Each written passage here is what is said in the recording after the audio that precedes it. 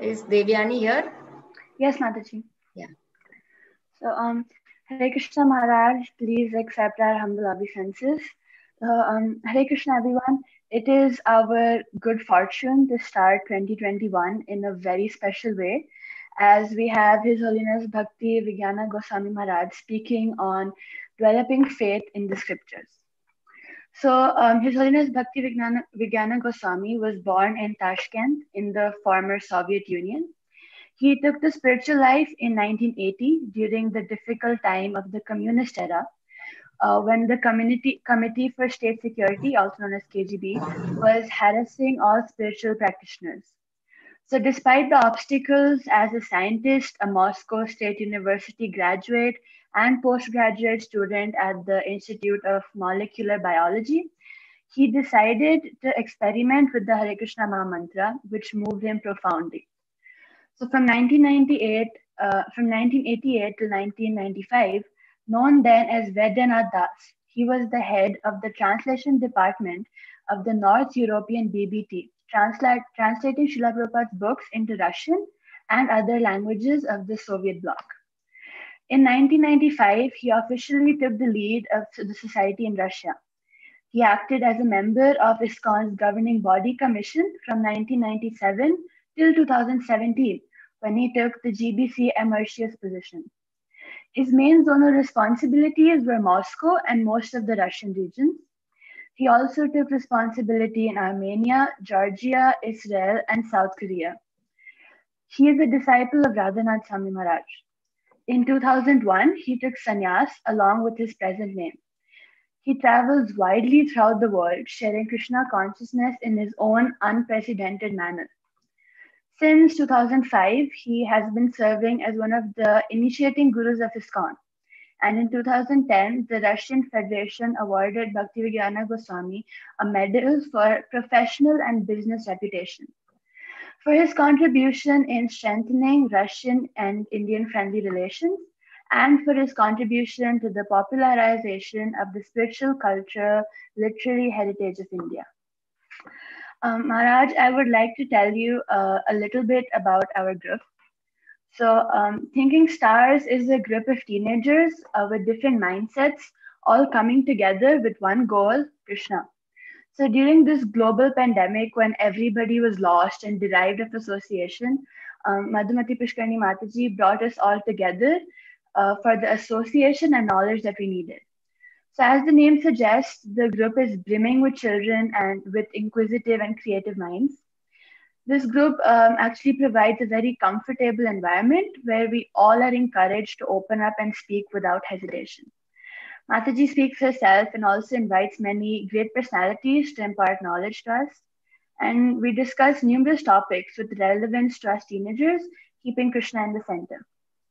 All in all, this group is a place where all of us are getting brilliant association and excellent knowledge from many great personalities in an environment where we all can be comfortable and share our views freely, and also learn how to apply Krishna consciousness in our daily life. Thank you, Maharaj. Thank you very much, Devani.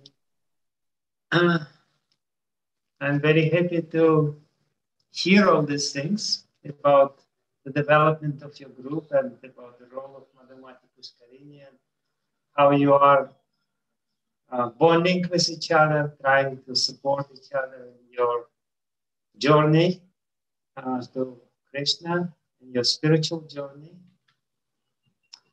And I'll try to say some few words, but please don't hesitate to ask questions, even by interrupting me if you feel the need or urge.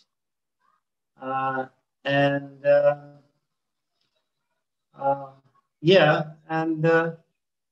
really wouldn't like to speak too long because I don't have at the moment very good feeling of the group. What is the need? What is the relevant for the group? So I will say something to start with, but then I really hope that we will discuss this interesting matters in our more free-flowing way, rather than me giving some formal talk and trying to inspire you. If it was not for this pandemic, I would love to be with all of you. And it's much easier because when I see the people, when I see, I can understand what's going on, and whether I'm lost and irrelevant or saying something which is awkward or whatever. So it would be easier for me to correct myself by the way of speaking. But since we are dealing with this impersonal media of Zoom, like Radhanath Maharaj recently, in my recent conversation with him, he said, I am consumed. I'm totally swallowed by this internet meetings and internet activities. So therefore, I sincerely suggest to you this rule that I just speak a little bit and then you ask questions, and or even sometimes challenge if you feel the need or feel some sort of severe doubt in what I have said, and then we can discuss further. So the topic of my little speech is how the science and the scriptures are, how the ancient Vedic scriptures are actually scientific.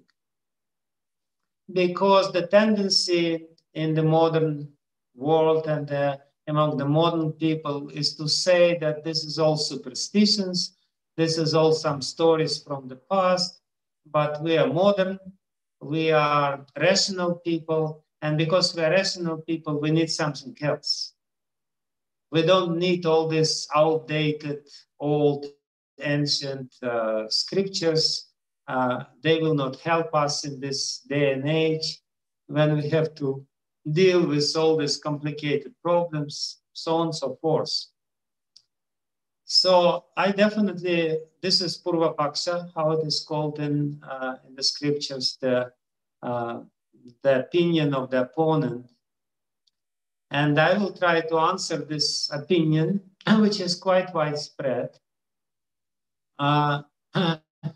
First of all, by sharing my personal experience. As you rightly said, I was doing my PhD degree, my postgraduate studies in the science, when I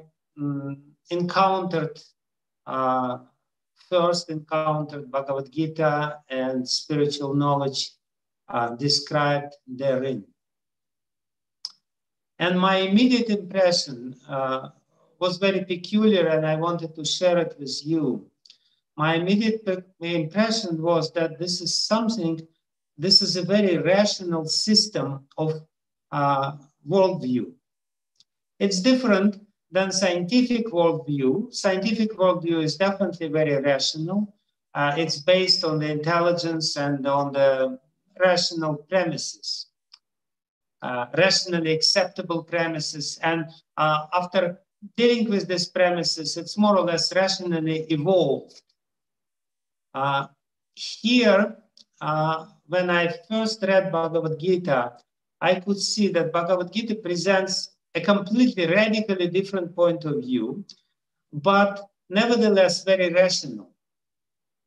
The premise is, of course, different.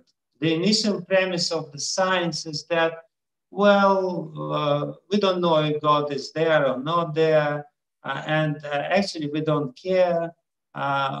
Most probably he is not there, something like this. I'm not formulating the exact premises of the science, but basically they say, we cannot know about this, therefore we only deal with something which we know for sure. This is the matter, this is the subject matter which we can know, so let's deal with something which is perceivable, something which we can manipulate with, something which we can know, and whether God exists or not is ultimately irrelevant. That's more or less the point of view of the science. Some scientists do believe in God, some scientists, most of the scientists don't believe in God, but the initial premise is that whether God exists or not is irrelevant because we cannot know for sure. We cannot really take God and study him under the microscope. Or we cannot take a huge telescope and, by looking in this telescope, find out where God exists. So the scientific methods, they failed when it comes to the concept of God. Concept of God, by the very definition, is against the scientific methodology. So science doesn't know how to deal with God. So therefore they say, it's irrelevant. Let's develop what we can develop. And they develop a very beautiful and very impressive, structure of the modern science. It's definitely very impressive. Every one of you probably has some smartphones, and it's impressive. You push in the bottom, and the whole universe is for you there. And you can spend the whole day just by pushing the buttons and imagining that this is all under your control. So, but coming back to my initial impression after reading Bhagavad-Gita was that it's a very beautiful, rational system based on a different premise. And basically, if you take the premise that there is God, and he's not irrelevant, he's relevant. He is not a remote cause which might have been involved in the creation of this universe, but has nothing to do with the universe as such in the affairs of the universe, because there is physical laws and everything is determined by the physical laws. If we don't take this premise and take another premise, that God is there and somehow or other he can influence the situation in the material world. He is not powerless, despite the existence of physical laws. And actually, perhaps I can mention this in the course of my little talk, is that modern physics allows the influence of God despite the very determinate nature of the physical laws. Yes, physical laws are there, they work, but nevertheless, there is a room for God's involvement in our day-to-day affairs without violating the physical laws. But let's put it aside. What I'm telling now is that I saw the rational system developed from the different premise. And as you know, you perhaps studied geometry, and in geometry there are axioms. And if you take certain set of axioms, you develop one system of geometry, Euclidean, how you call it, geometry. But then there are some other systems of geometry. You change one premise, just one premise, and you have the completely different system, which actually works. In certain scientific fields, you cannot really deal with these fields or solve the problems of these scientific fields by using old Euclidean geometry. You need to use Lobachevsky geometry or some other systems of geometry. So what I mean to say is that scientific system requires that you have some premises, and premises are not provable by definition. You cannot prove the axiom because axiom is the basis for any other mathematical proofs. But taking these axioms, after that, you're very rational. So what I saw in Bhagavad-Gita, I saw a completely rational system developed from the different set of axioms, different set of truths, that God exists, that God is powerful, that God can be involved in this life. But after that, after these premises, everything else was very logical and very scientific.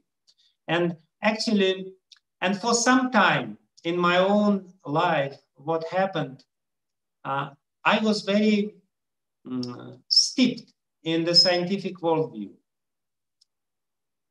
For, I was very good at schools. I was good in university. I, was postgraduate student. I was going deeply into it. So I had a very comprehensive worldview. And here I encountered completely different worldview. The worldview of Vedic scriptures, the worldview of Bhagavad-Gita, the worldview of Srimad Bhagavatam, the worldview which Srila Prabhupada presented to us.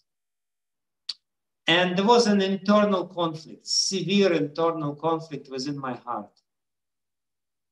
I was asking myself, what is true? This is true or this is true? And that lasted for a long time. I don't remember exactly, but it lasted for months and months and months, when I was kind of looking in the world and asking myself, what is true? What is the understanding? Which understanding is more correct?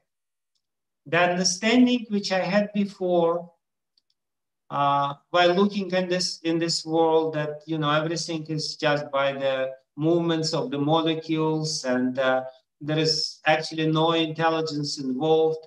Everything just evolved gradually from very simple structures, and ultimately it was created. The human beings were created, and everything else. So I was, I knew this system and arguments very well. And here is completely different worldview where Darwin is not correct. He is actually, as Prabhupada said, he's a rascal who spoiled the whole human civilization, because he proved that we humans are coming from monkeys. We all tried to prove. It's actually not Darwin, but anyway, Huxley. But, these two worldviews clashed within my heart. And I was sincerely trying to answer what has more weight, what is more correct. And ultimately, I had to admit that scientific point of view is not so scientific. There are some serious flaws in scientific presentation, which are deeply hidden within the initial premises. Please tell me, am I explaining something which is relevant or which is understandable, or should I tell some stories or whatever? I just want to interrupt myself. Maybe Madhumati Paskarini can correct me also. Guru Maharaj, you're going perfectly on the right track, Maharaj. Please continue. Okay. So I ultimately had to admit honestly that Prabhupada is correct and the scientists are not correct. Why? Because of simple, ideas like, scientists say that the life comes from matter. But how such a complicated, it's completely against the third law of thermodynamics. Because according to the law of thermodynamics, only chaos can increase, only entropy can increase. It cannot, build up more complicated and more complicated and more complicated structures. And, how you can imagine that such a complicated structures like human beings, or even just one living cell, can appear on its own. The comparison which is given, the probability of this by just complete chance. If we take that this is the chance, the probability is unbelievably low. It's just not possible. It's just not possible. It's as if, you have a big garbage pile. In a garbage pile, you have all kinds of metallic parts and everything. And then the wind blows. And the wind blows. And by the movement of the wind, different metallic parts come together. And the ready-made Boeing airplane is made. Just by this accidental way, you know, and actually the probability of Boeing plane being constructed by the movements, chaotic movements of the wind over the garbage pile is more than probability of a single living cell created from just atoms and molecules, simple atoms and molecules. There is no chance, there is no chance, there is no chance. It's not scientific, and there is no scientific explanation for this. This is a simple thing. It's a sheer act of faith on the part of scientists. They have to believe. Actually, if you want to be a scientist, you have to have very blind faith in all these premises. You have to have Shraddha, Adau Shraddha. It starts with Shraddha. So that's a little anecdote from my life, how I myself found that the Vedic point of view is very scientific, rational. Not scientific from the strictly scientific point of view, science as we know it, but nevertheless, it's very rational. And in Vedic scriptures, we have such sciences like astrology or Ayurveda, which are very much alive. You know, Ayurveda works. And the premises of Ayurveda are, from the scientific point of view, are not scientific, but nevertheless it works.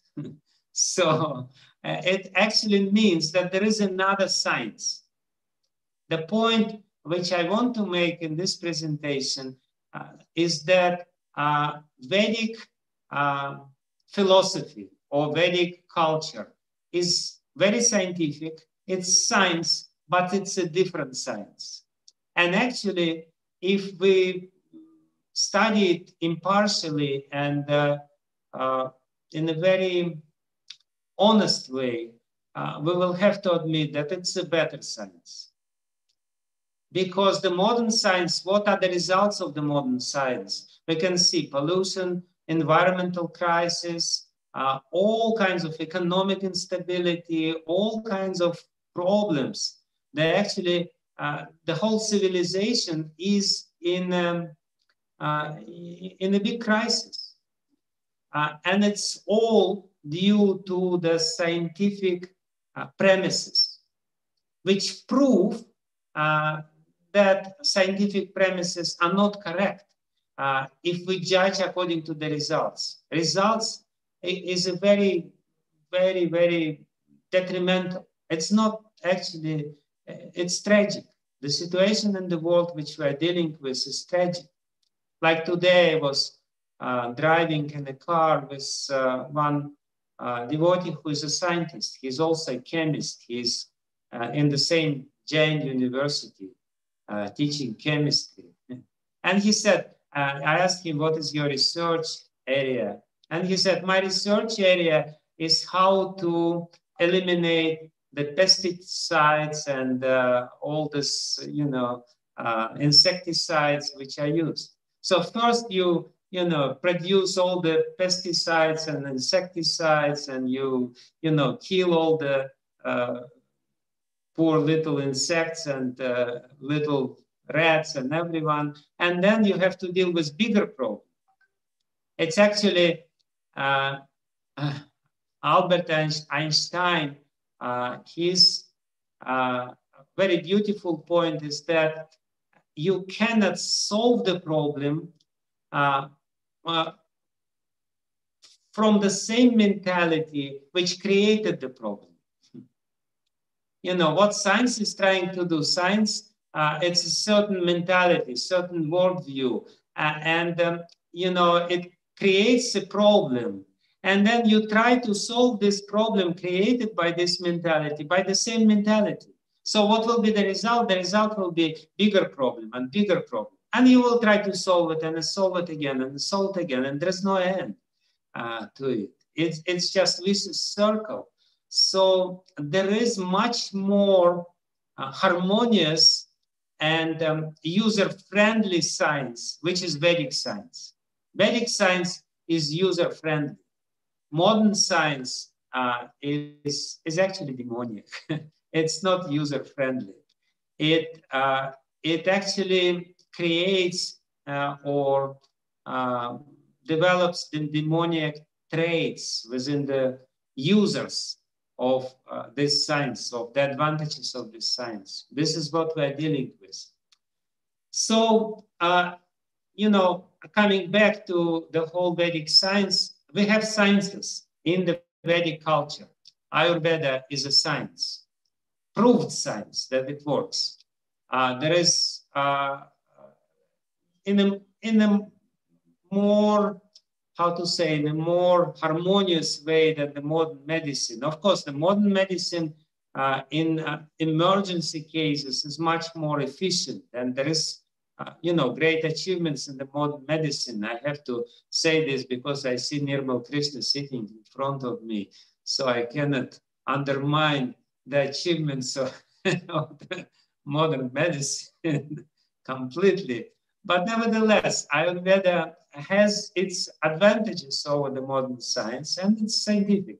You have Jyotish, which is also scientific in its own way, and many times it's being proved that, you know, if you know the science, then you can predict accurately. Like this pandemic was predicted even by a small boy from Mayapur, this Abhigya Krishna. He, 1 year before pandemic, he published in his blog, he's 11 years old, a young, bright astrologer from Mayapur, a devotee. And he said there will be pandemic at the end of 2019 and 2020. And he was correct, you know. So, you know, if we look at this, so what I try to prove is that there is a different science, that Vedic science is a science, but it's a different science. So what is the difference?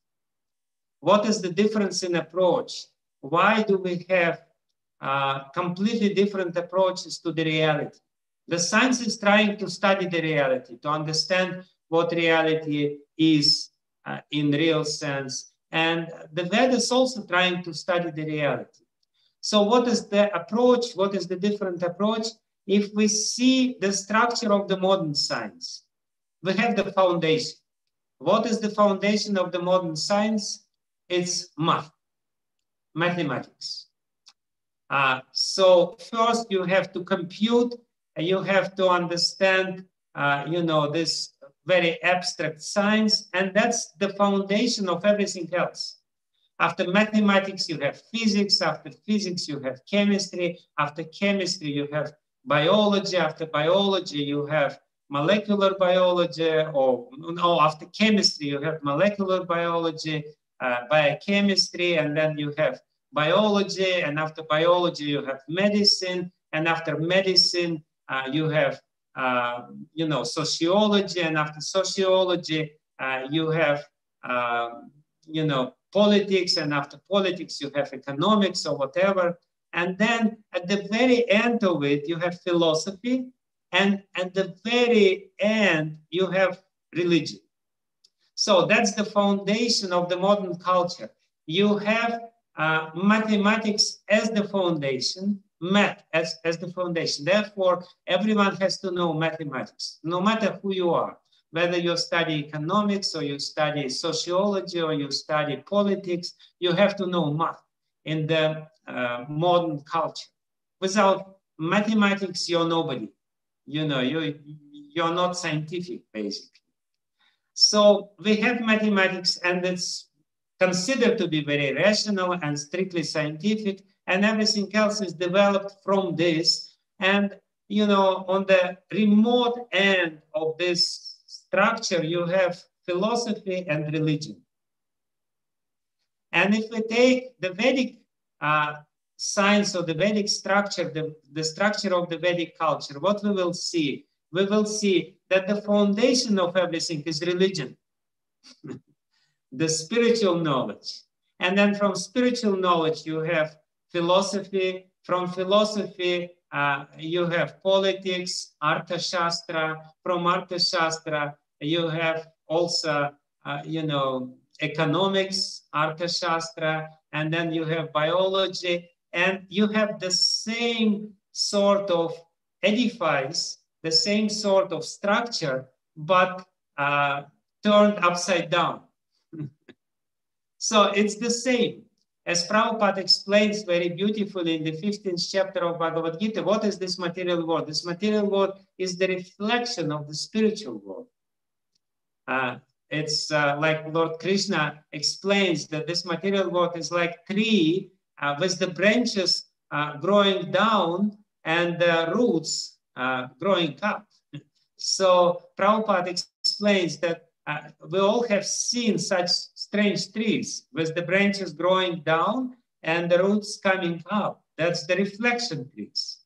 The trees, when you stand on the bank of a river and you see the reflection of the tree, the roots are, up there and the branches are down there.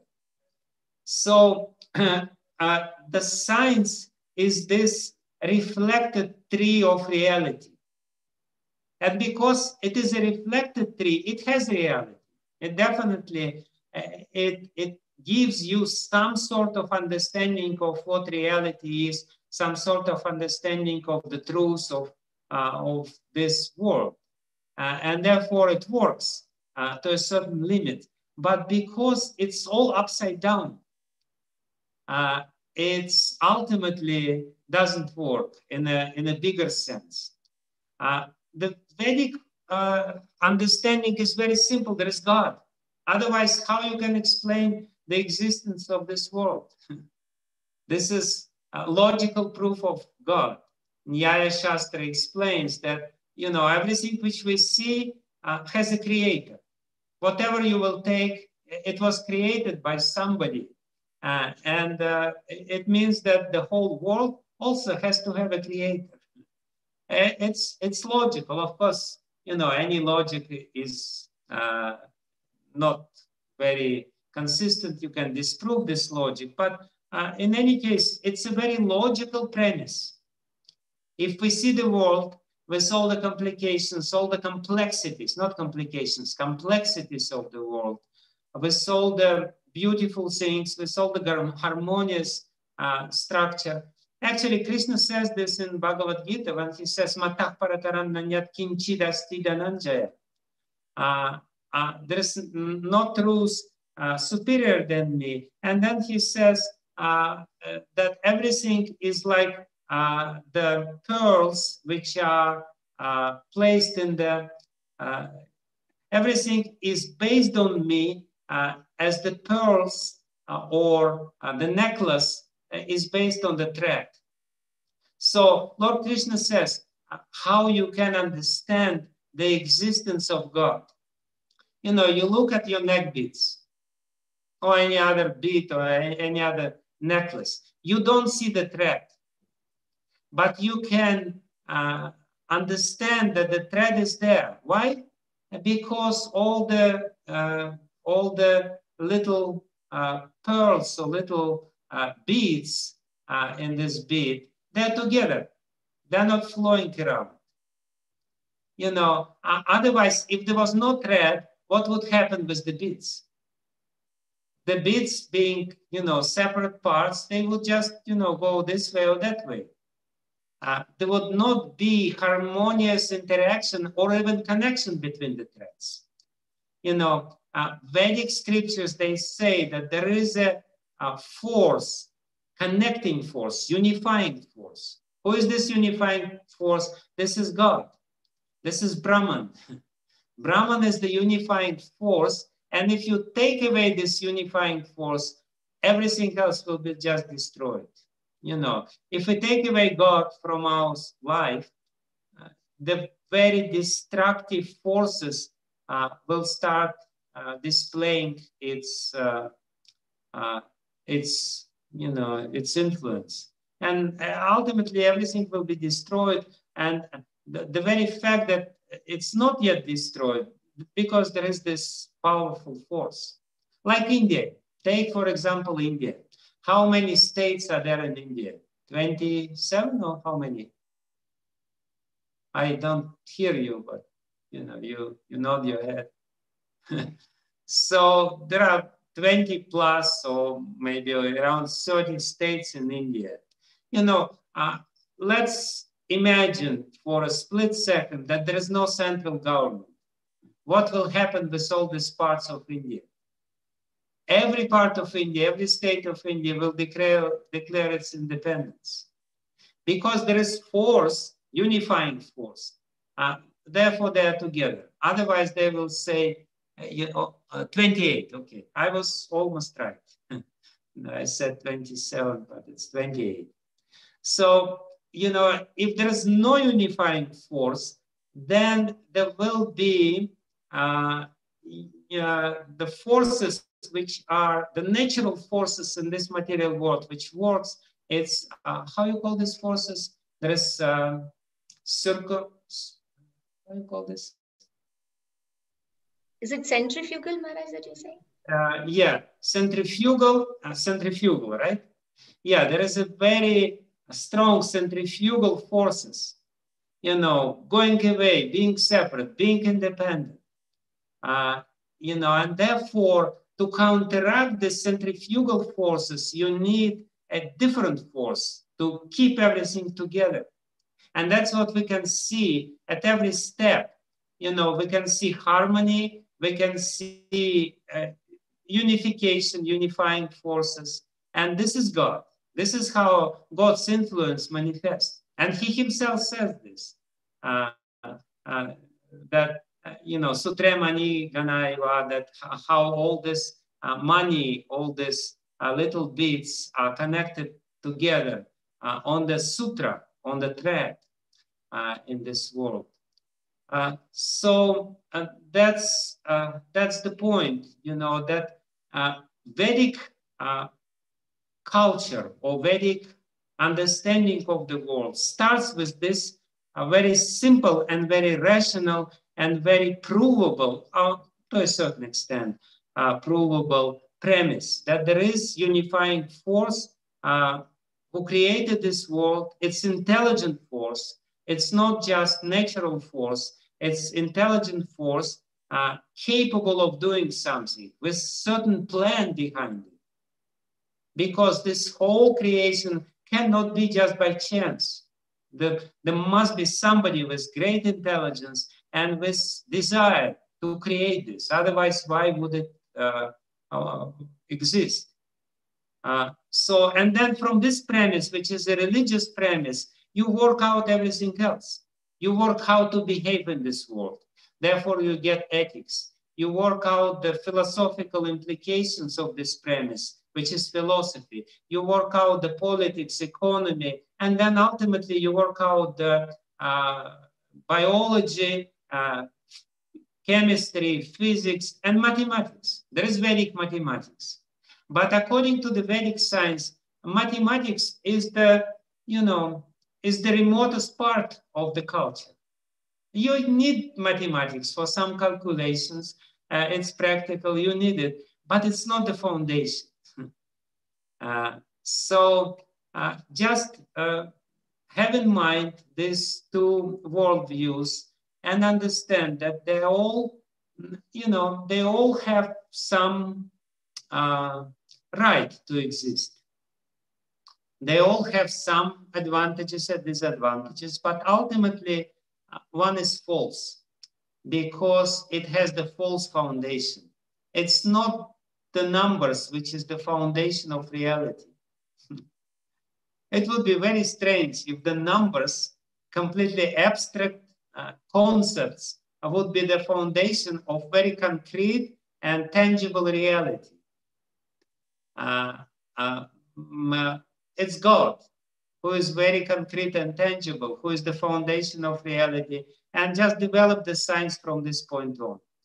So again, I'm very happy that you are studying this beautiful knowledge and science with Madhumati Pushkarini, that you're together, that you're doing this. I was trying to explain how the Vedic culture is developed from this foundational understanding that God is there, and how it, created a very beautiful scientific worldview, which is very rational.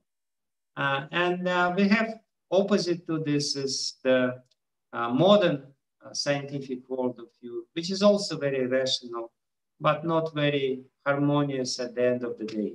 Anyway, I finished my talk. I don't know if you could relate to it or not. Please let me know, and I'll try to correct myself if necessary. Thank you, Guru Maharaj. I'm sure actually children have some questions, and I request them to start typing. If not, I have questions here with me, which they have sent, some of the children. So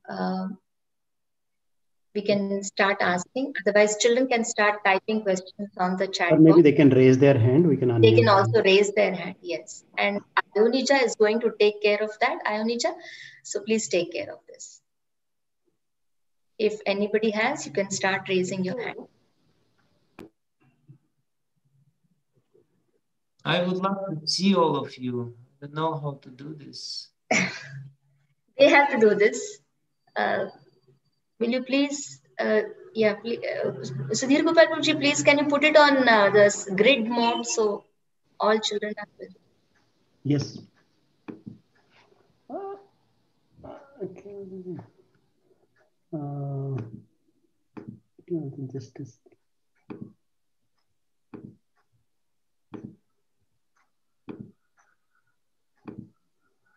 I request all children to kindly turn on their videos, since Guru Maharaj also wants to see you all. Okay, I can only see Devyani. Dhruv, please turn on. Deya, Garangi. Okay, Janak is also on. Ashwin, I would like to see you. Parth. Richika, Anushka. Okay, Prahlad and Dhruva's camera is not working. Okay. Ionija, can you start take? Okay. Don't send me questions on a private chat. Okay, if you're comfortable with that, then because Ionija is going to ask the questions. Yes, Mataji, I'm here. So there's okay, questions are coming to me on a private chat, which you can't see. So till they send it on a common chat, let me start asking the questions myself first, then we can ask Ionija. The first question that's come here is, there are a lot of scientific advancements which are described in the Vedic texts, but somehow they don't exist now. So how can we believe that they ever existed?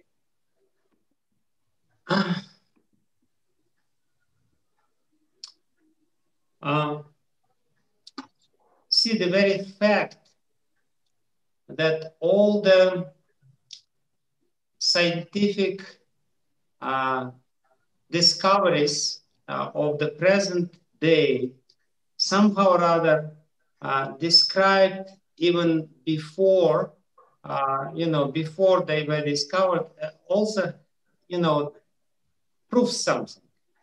Of course, you can say that this is just imagination, wild imagination, but, if we can if we read Mahabharata, for example, or Ramayana very carefully, we will see that, whatever is described there, this modern science more or less, is doing now.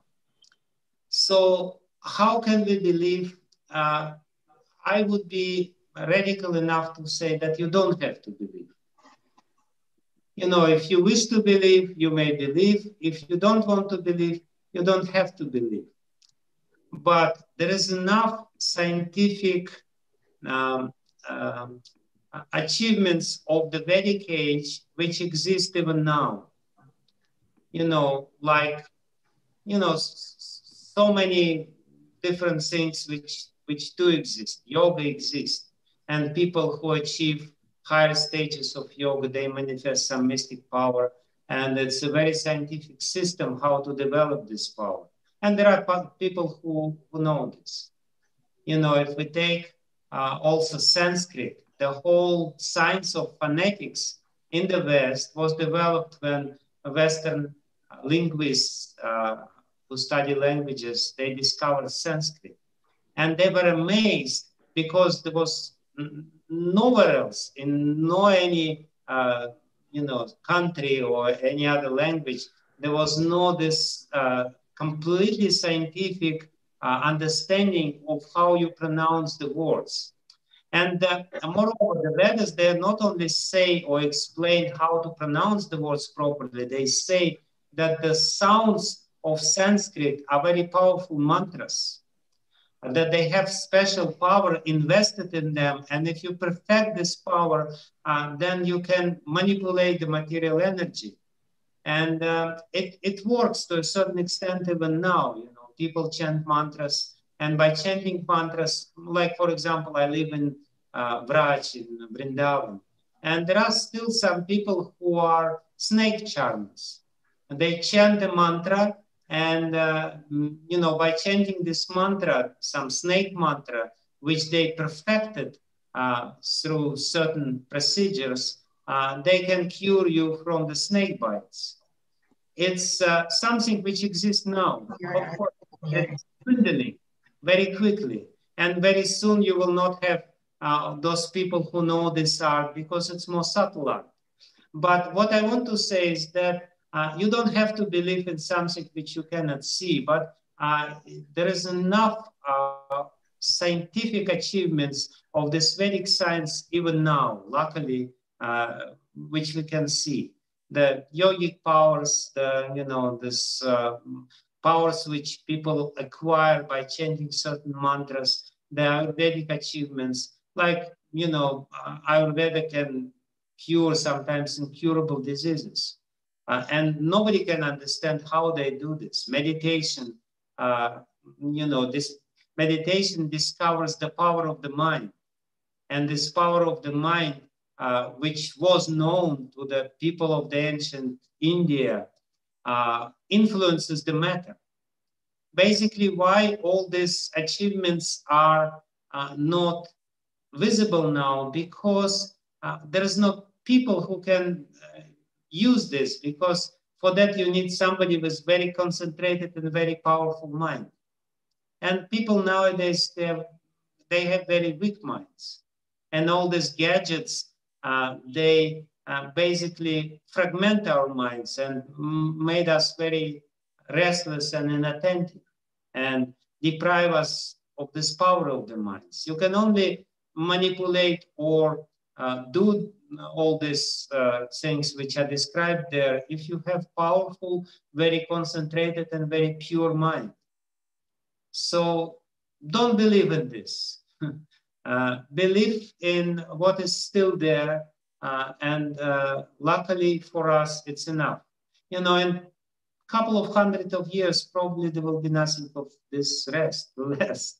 And people will doubt even these things. They will doubt that Ayurveda existed and that Ayurveda cured the diseases, and that there were astrologers who could correctly predict certain significant events in the people's life and in the life of humanity. What can we do? This is the Kali Yuga, the age of degradation. Because when the people's mind became weak, Manda Sumanda Matayo Manda Bhagya Padatayate, as it is described in Srimad Bhagavatam.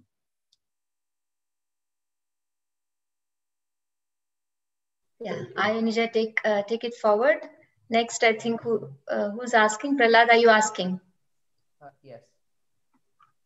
Hare Krishna Guru Maharaj. So you said that religion is the basis of the Vedic age and science all together. But at the present moment, people argue that religion is now the basis of mass discrimination. For example, in India, there's a lot of discrimination on Hindu and Muslims. So how do we prove to them that religion is in fact the basis of Vedic science and the Vedic age? Okay. Thank you very much. Yes, religion in Kali Yuga is grossly misused, and it's misused by unscrupulous people to manipulate or to exploit other people. That's true. But when I say religion, I don't mean, sectarian religions of this age. I don't mean Muslim religion or Christian religion or even Hinduism as such. I don't mean this thing. I mean the scientific understanding which places God in center. The scientific rational understanding that God is the source of everything which we see. So if you put this understanding as the foundation and a very rational premise, it's a very rational supposition. You can say, yeah, why not? There is no reason to say no. And there is a lot of reasons to say, yes, it is true. So by religion, I don't mean, the particular religions which developed later with their rituals, with their superstitions. And there is a lot of superstitions in religion with all their prejudice, which is also there. I don't mean this. I mean that there is this spiritual foundation for your worldview, that God exists and that human beings are essentially eternal souls. There are few premises of this sort. And then after that, the philosophy develops, how everything else is connected with it. After that, the ethics is developed, what you're supposed to do, what you're not supposed to do, that you should not kill anyone, you should not inflict harm to anyone or pain to anyone. And then from that onwards, it goes on and on and on, and ultimately you get mathematics as the remotest part of this understanding. So if you are to speak with people, please correct them from the very beginning. We're not, by saying religion, we don't mean this misused sectarian religion, which are basically used in Kali Yuga to prove one's superiority. I belong to the superior religion, therefore everyone else. No, I mean the foundational, scientific, spiritual outlook of the world. That's what I mean by religion, which is there in the Vedas. Vedas say that there is only one God, and different people speak about him differently, but it's not to say that somebody is wrong, somebody is right. No, there's only one spirit soul, and he's Brahman, and he's the source of everything. Atato Brahma Jigyasa, Janmadya Syayataha. God or Brahman is something which creates everything, which maintains everything, and destroys everything. That's the science. By science, I mean Vedanta Sutra, basically. Logical understanding of the Upanishads, philosophy of the Upanishads, spiritual understanding. So, Guruji, I have a question that you earlier said that the one who in the olden times in ancient India, the science and engineering were way above today's level. So, is it possible that the one who has perfected everything about the ancient science will be able to explain the theory about black holes and other stuff which science can't? Modern science, to be specific. Yes, thank you very much for this. I can answer this question very definitely, but what I can say is that there is a different method, altogether different method of studying reality. What science does, it takes a telescope or microscope. And what is telescope or microscope?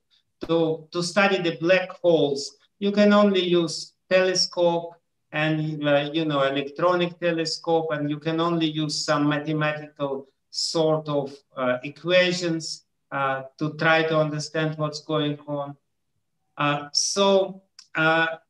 What is telescope? Telescope is the extension of one's eye. My eye has certain power of seeing. कह रहे कि आप black hole वगैरह सब बता सकते हैं आपके वेदास? कितना अच्छा जवाब दे रहा है, सुन ले आंसर देखो। कतर वेदों में लेकिन What's going on? Devotees can go on mute, please. Shall I continue? Yes, Maharaj. That was by mistake. Somebody unmuted. Okay, so the telescope is the extension of the eye.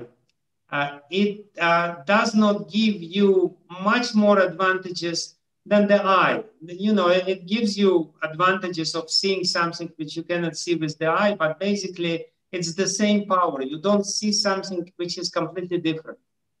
So the Vedic scientists, how they studied the matter, they started meditating on the matter very deeply by concentrating the mind. And when you concentrate the mind on something, your mind takes the shape of the object which you meditate upon. And then you study this object within your mind, because you have the real object within your mind and you study it there. So the scientists, they look at the black hole from the telescope, and you know, it's very bewildering. It's far away. They cannot really see exactly. They can only speculate what's going on.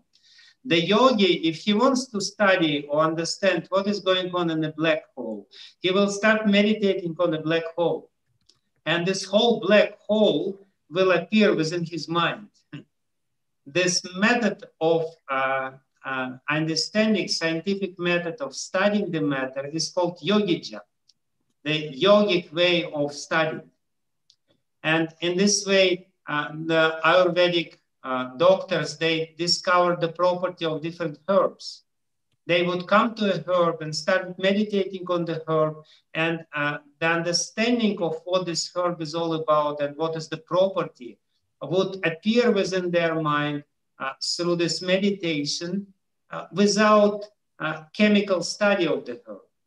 They didn't, you know, take the herb in the laboratory and try to analyze it very thoroughly and make the chemical analysis and say, yeah, this is what it is, alkaloids or sugars or whatever. No, within the mind, they would study the same thing, and through the intuitive, through samadhi, basically, so the concentration of the mind, they would understand the nature. So answering your questions, yes, the yogis who know this science, they would give the answer. What is this black holes? No, black holes is not so difficult.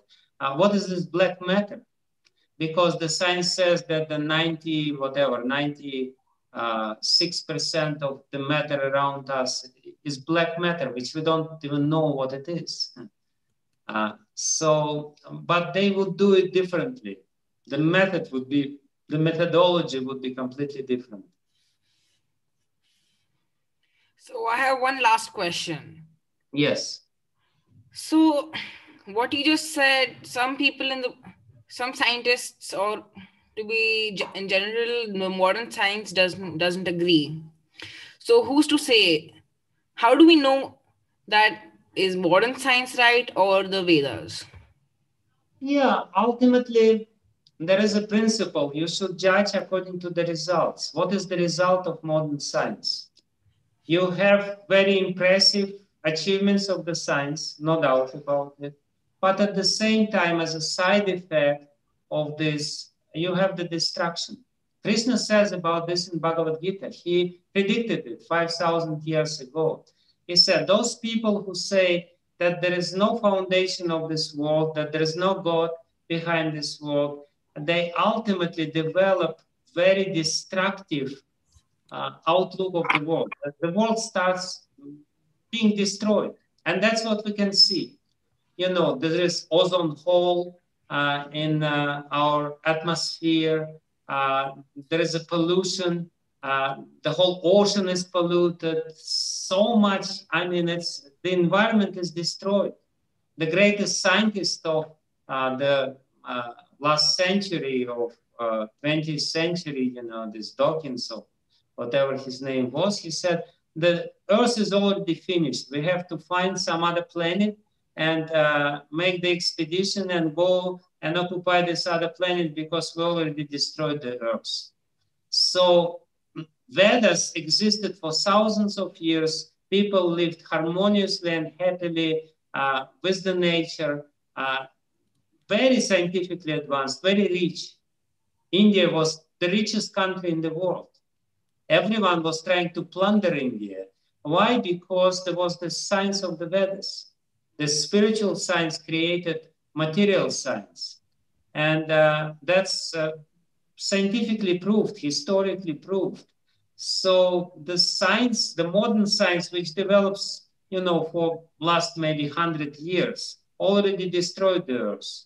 For thousands of years, Vedic civilization was there, was very impressive, achievements, and there was no destruction on the same scale as we have now.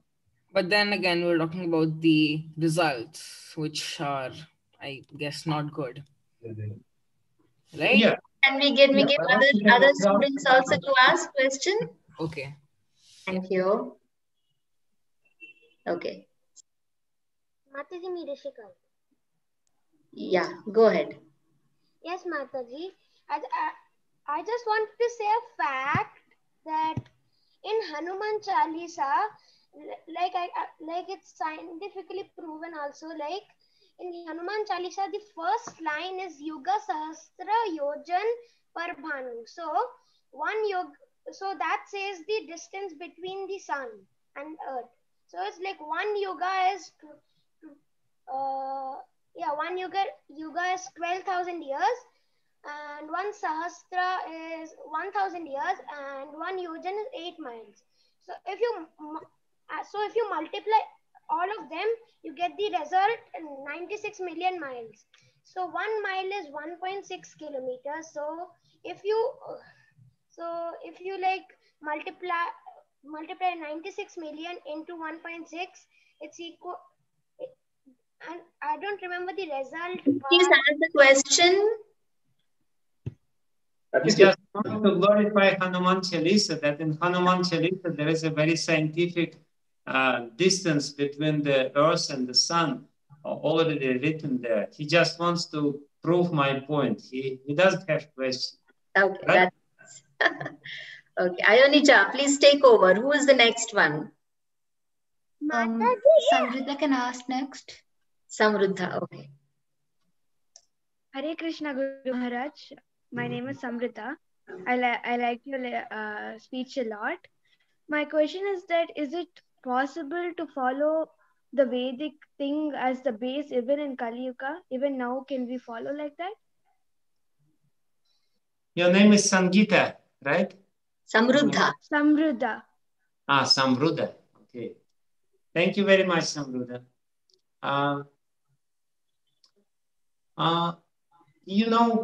We can follow the essence of Vedic way. We cannot reproduce all the details. Details will be difficult to reproduce because we're living in a different environment, different cultural, everything is different now. It would be very difficult to reproduce everything to the smallest possible detail, not possible. But the essential message of the Vedas and the essential implications of this message are simple. You have to chant the name of God. You have to respect the life, respect other living entities, respect their right to live. You shouldn't kill anyone. You should not exploit other people. You shouldn't try to get artificial happiness from all these intoxicants. It's a simple thing, and that's the essence, that's the foundation. So we can follow the foundation, and that in itself will be a very good for us and for everyone else. But details, probably not possible. We are too far gone. We are living in Bangalore in 21st century, using smartphones and internet and Zoom. So it's very difficult to cook in Bangalore on wood, as Vedas would probably recommend to you. So you have to use gas and electricity and everything else. Okay. Om. Thank you, Guru. Yes, Maharaj. Hare Krishna. My question is that in Srimad Bhagavatam it is written that the geocentric theory is proposed, that the Earth is the center of the universe. But nowadays scientists have taken photos and they have proven that the heliocentric theory, the sun is in the center, that is the correct theory.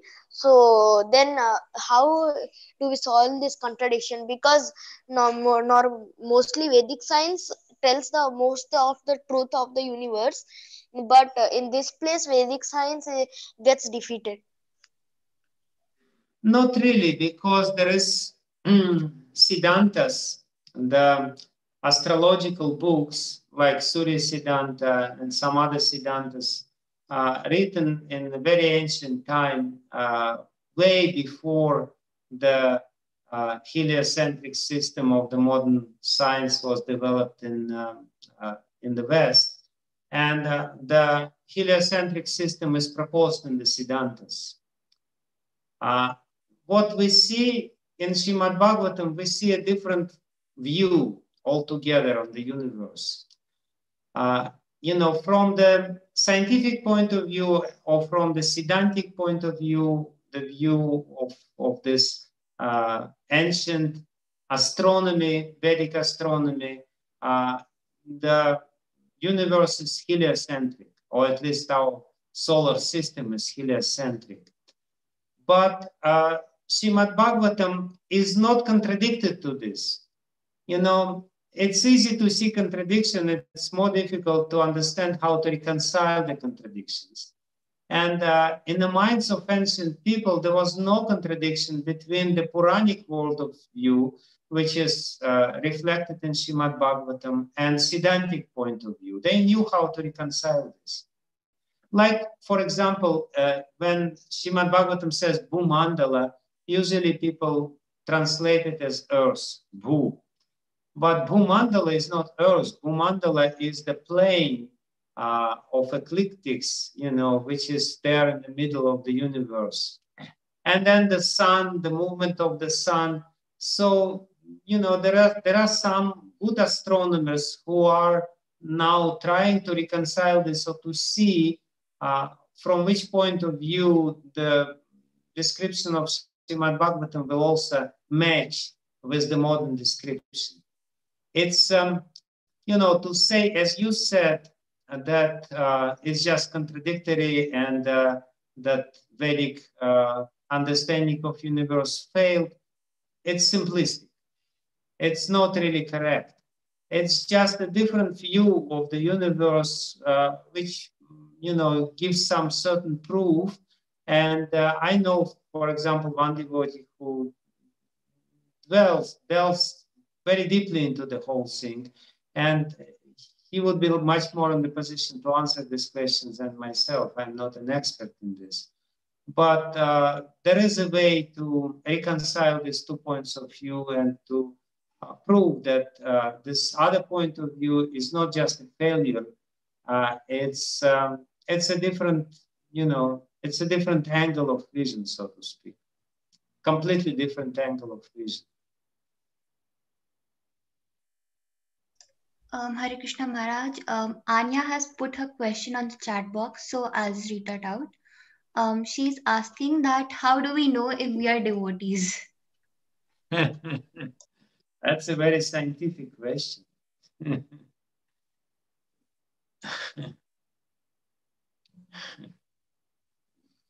Well, in this beginning of 16th chapter, Lord Krishna speaks about two natures of living entities. He says that in this material world, there are living entities of two natures. One is demoniac, Asura Sampat, and another one is godly, divine, Daivi Sampat. And he says that, Arjuna, you're lucky because you have this Daivi, divine nature. And he describes certain qualities which are inherent to divine people or people with divine inclinations and ultimately to the devotees. He says, Abhayam Sattva Samshuddhi, and he lists many qualities of this sort. So you can look at the list of these qualities and see if it fits your description. The second quality, sattva samshuddhi, is desire to purify one's existence. As devotees, we are trying to lead very pure life, and we don't like dirty things. So that's in itself is a good sign that we are on a safe side, so to speak, that we we have some devotional inclination. We may not be devotees 100%, 100%, but we are aspiring devotees, no doubt about it. We chant the holy name. We try to associate with devotees. And actually, Lord Chaitanya, he gave a very beautiful definition. If you want to hear his definition, he said, Asat Sangha Tyaga Vaishnavachar. Who is Vaishnava? Who is a devotee?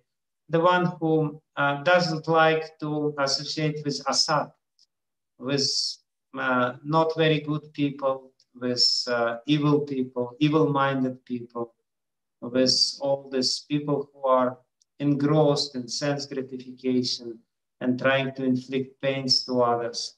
So if we avoid this in our life, in our internet travels, try to avoid this, asat influence of bad things upon us, it means you are devotee according to Lord Chaitanya. So that's his definition. Thank you so much, Maharaj. And I'm sure that Anya has got her answer. I would next like to request Om to unmute himself and ask his question. Om has already asked. Oh, okay. He has raised his hand, but no, Om has to put his hand down. It's then Jnanaditya. Yes. Actually, my question is, what is the difference between Vedic science and normal science? The entire Ramayana she's asking now. Okay. So I think, Gagana, you should listen to the class once again. Guru Maharaj has just described all of that. Yes, so we'll go for one last question, which says that we see sometimes so-called karmis, even atheists, they're very kind and well-behaved in the society. They're very friendly and helpful.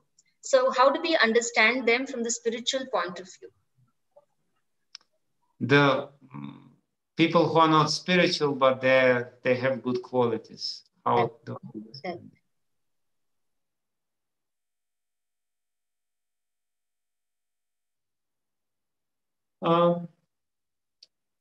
Well, see, the depths of these qualities, have to be proven. In the 5th canto of Srimad Bhagavatam, it is said, Harava Bhaktasya Kuto Mahat Gunan Manorathena Sati Devato Bahir.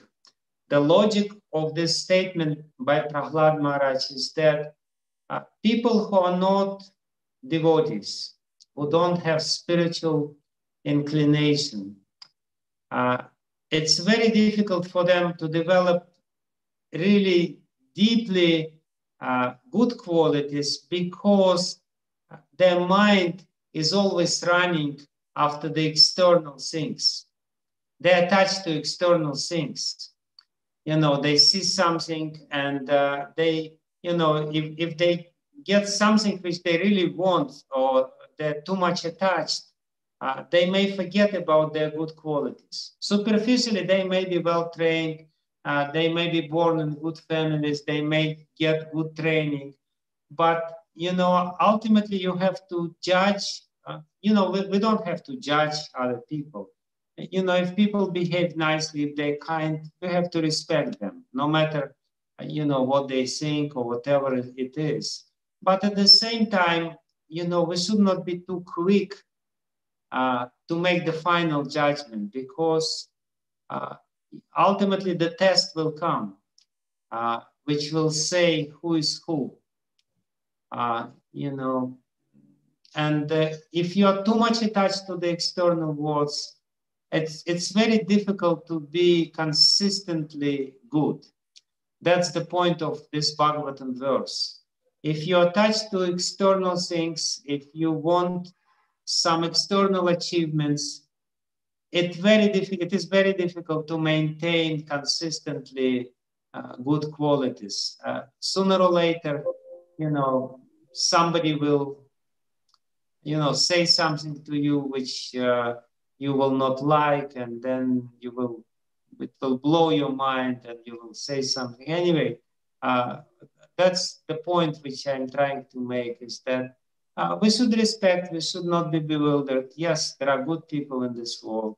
Not all of them are devotees, but ultimately, you can only be consistently good if you have spiritual foundation of all your qualities. If you don't have spiritual foundation of the qualities, your qualities, they may be there, your virtues may be there, but they are on a shaky ground. There is no foundation of them. So it means that there will be sensory pleasure even if he is not a devotee. Can you repeat, please? The sensory pleasure will still remain even if he is good.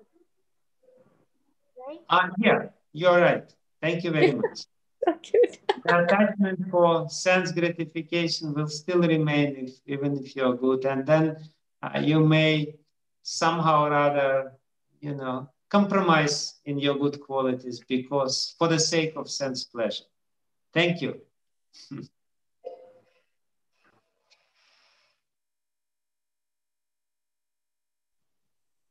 So, may I request Ashwin? Hare Krishna Mataji. Hare Krishna Maharaj. I would like to thank you for giving a wonderful lecture on how to develop faith in scriptures in the 21st century. It has been very informative, and I'm sure many of us started having faith in scriptures already. Some of the most interesting points that I felt were like how Vedic philosophy is very scientific, but it's not the mundane science we understand. And like maths is the basis of everything in modern world, religion is basis of everything in the spiritual world. It is like the inverted reflection of the spiritual world. And how there is more chance of a Boeing plane created from a trash can than a living cell being formed by entropy. In fact, there is no chance of that happening. Finally, I would like to thank the gathering here for giving a very patient listen and an interactive response. Thank you, Maharaj. Thank you very much, Ashwin. And I actually wanted, Madhumati Pushkarini told me that I should engage you somehow or other in some activities, but I failed to do this. I am sorry. Oh. But I'm happy that you appreciated some of the points I made. Thank you, Thank you very much, Guru Maharaj. Despite this strange platform, you have engaged us so wonderfully. Thank you very much. We do hope to get a chance where all the children can come and sit in front of you and listen to you speak. Thank you. That would be wonderful. That would be wonderful. I will be happy. Thank you. Thank you very much. Thank you. Hare Krishna.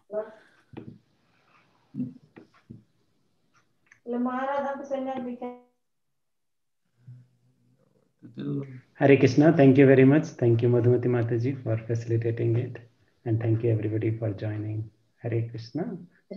And once again, I would like to thank Maharaj. So, His Holiness Bhakti Vijnana Goswami Maharaj ki jai. Prabhupada ki jai.